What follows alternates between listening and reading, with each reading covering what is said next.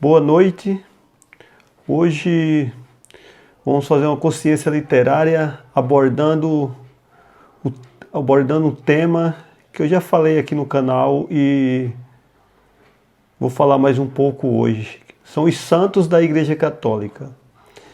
E em especial hoje eu vou falar de um grande santo da Igreja Católica,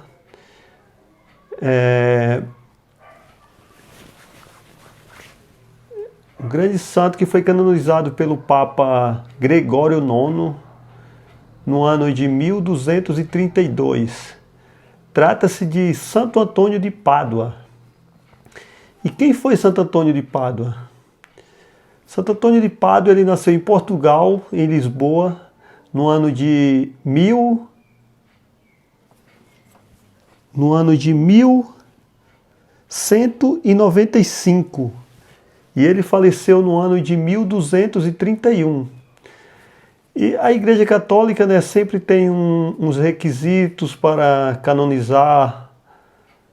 Para canonizar uma pessoa faz uma investigação rigorosa, e isso dura vários anos, às vezes 50, 100 anos, não sei, depende muito. Tem que acontecer várias coisas ali que encaixe, né, para ter um padrão para que seja canonizado. Mas com o Santo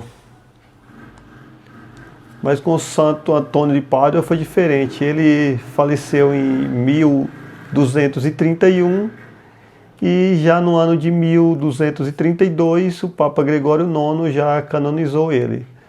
Porque os sinais que Deus deu através dele era muito forte, né? Então foi algo que ficou muito evidente.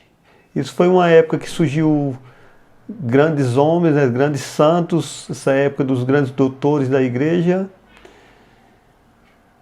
E tem um fato curioso nessa história de Santo Antônio de Pádua, que como o Padre Pio, como São Francisco de Assis, como outros santos, acontecia com ele um fenômeno da bilocação.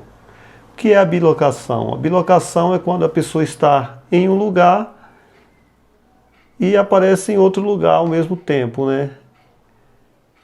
É como se teletransportasse para outro lugar, né? E aparece nesse lugar, corpo físico, como se fosse ele mesmo, mas que na verdade ele está em outro lugar. Aí alguém pode falar que não é possível, porque a pessoa só tem um corpo, mas quem deu o nosso corpo foi Deus. Se Deus quiser dar 1, 2, 3, 4 corpos para uma pessoa, Deus pode fazer o que Ele quiser, né? Então esse fenômeno aconteceu e um fato muito curioso, né? Dizem que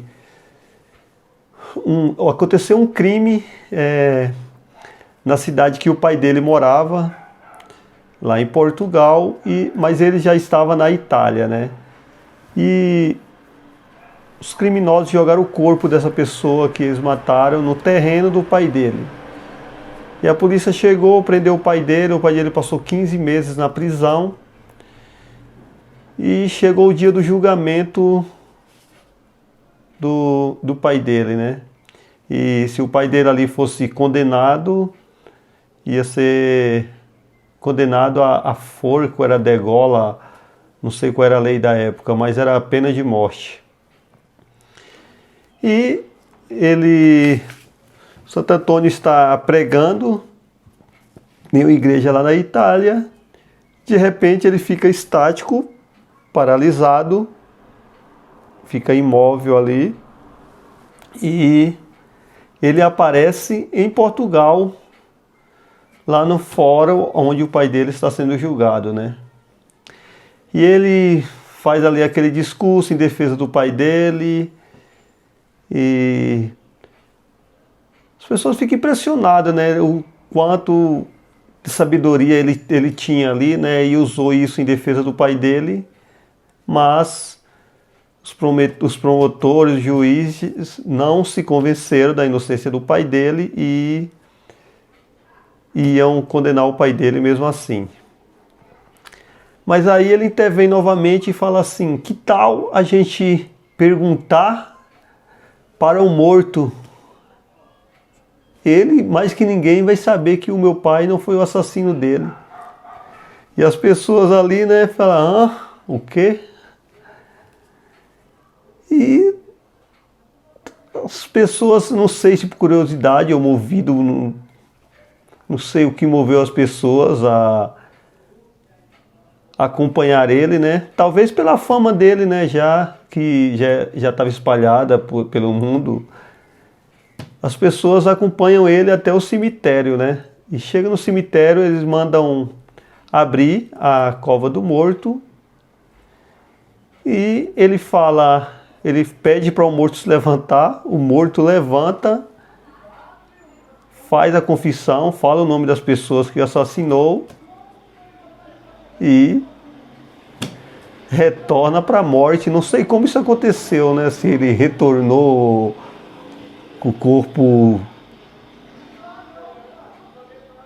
já consumido pela terra, não sei o que aconteceu. Eu sei que a história conta que foi dessa forma. O corpo retorna para a morte e eles livram o pai dele dessa culpa e prendem os verdadeiros assassinos, né? E ele retorna para a Itália, onde ele vive.